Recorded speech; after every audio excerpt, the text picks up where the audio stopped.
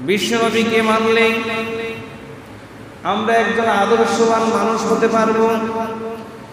বিশ্বনবীকে মানলে আমরা আদর্শবান একজন গার্ডিয়ান হতে পারবো। বিশ্বনবীকে যদি মানেন তাহলে একজন আপনি আদর্শবান স্বামী হতে পারবেন। বিশ্বনবীকে যদি অনুসরণ করেন একজন আদর্শবান আপনি বাবা হতে পারবেন। বিশ্বনবীকে যদি অনুসরণ করেন তাহলে একজন আদর্শবান রাষ্ট্রনায়ক আপনি আমি হতে পারবো। কথা বলেন ঠিক কিনা? বিশ্বনবীকে মানার ভিতরে রয়েছে সফলতা।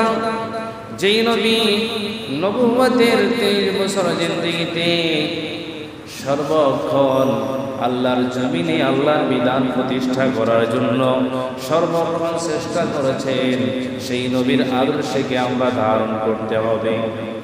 আল্লাহর নবীর 40 বছর বয়সে নবুয়ত পেয়েছেন। 40 বছর থেকে 63 বছর পর্যন্ত এই 23 বছরের জিন্দেগি ছিল নবুয়তের জীবন। কিসের জীবন?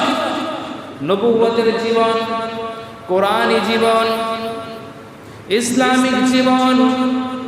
এই ইসলামিক জীবনে নবুয়তে অনুযায়ী কোরআনুল কারীমের প্রত্যেকটি আয়াত অনুযায়ী আল্লাহ রাব্বুল আলামিনের আদেশ বিশ্বনবী জনাব মুহাম্মদুর রাসূলুল্লাহ প্রত্যেকটা আয়াতের বিধান বাস্তবায়ন করে গিয়েছে। বলেন সুবহানাল্লাহ। কোরআনে প্রায় 500টার অধিক আইন আছে, 500টার অধিক বিধান মহাগ্রন্থ আল কোরআনে আছে।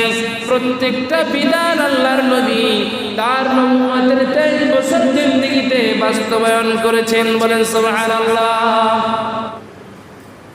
এজন্য কবি বলছেন, বিশ্ব যখন এগিয়ে চলছে আমরা তখন পিছে, বিবি তালাকের ফতোয়া খুঁজে কোরআন হাদিস শুনছে। বিশ্ব কোরআন গবেষণা করে তারা এগিয়ে গিয়েছে, বড় বড় বৈজ্ঞানিক হয়েছে। আমরা এখন বিবি তালাকের ফতোয়া শুধু কোরআন থেকে খুঁজি, আর কোথাও কোরআন দিয়ে সমাজ প্রতিষ্ঠা করতে আমরা চাই না। কথা বলেন ঠিক কিনা? কোরআনের আইন দিয়ে আমরা জায়গা জমি ভাগ করতে চাই না। কথা বলেন ঠিক কিনা?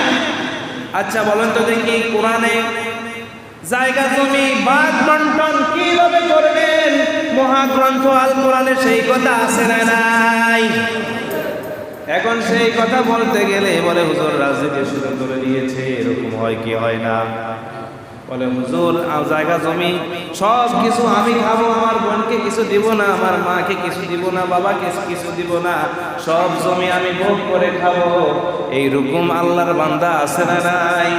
নামাজ 5 ওয়াক্ত পড়ে, হজ করে, যাকাত দেয়, সব কিছু করে, ভাই বোনের সম্পত্তি ঠিক মতো ভাগ করে দেয় না। এইরকম নাদান মার্কা, এইরকম জালেম আমাদের দেশে আছে না নাই? অথচ যেই নবী বোনের হক, ভাইয়ের হক, আত্মীয় স্বজনের হক কিভাবে আদায় করবে সব কিছু কোরআনে আছে পুঙ্খানুভাবে। এখন আমরা কোরআনে শুধু নামাজে শুধু কোরআন মানি, নামাজে মানি, আর আমরা কোথাও কোরআন মানি না। কথা বলেন ঠিক কিনা? অথচ এই কোরআনের বিধান, প্রত্যেকটা বিধান সমাজে প্রতিষ্ঠা করার নাম হলো ইসলামী শাসন। কি শাসন? ইসলামী আইন, শরিয়া। আপনি যেই দলের হন না কেন, আপনি কোরআন অনুযায়ী মানেন, কোরআন অনুযায়ী আপনার পরিবার চালান, কোরআন অনুযায়ী আপনার সমাজ চালান, কোরআন অনুযায়ী রাষ্ট্র চালান। এটা আমরা পারি কি পারি না?